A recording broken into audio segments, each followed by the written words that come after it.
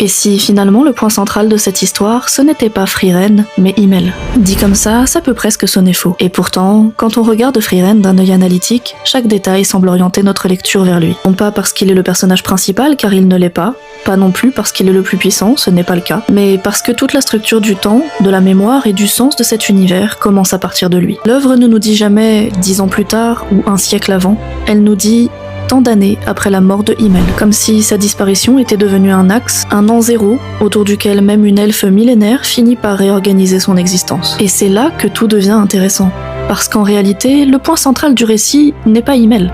Il est ce que Himmel représente pour Frieren. Il est le révélateur de quelque chose de beaucoup plus intime, beaucoup plus silencieux. La prise de conscience du temps chez une immortelle qui ne l'avait jamais regardé. Himmel n'est pas un dieu, pas un symbole religieux, mais il devient une unité de mesure existentielle, un repère émotionnel qui transforme Frieren. C'est à travers sa mort qu'elle apprend enfin à voir la valeur des vivants, la fragilité des liens et la beauté des instants qu'elle avait toujours laissé filer. Ce récit n'aurait jamais eu la même force s'il n'avait pas commencé après la mort d'Himmel.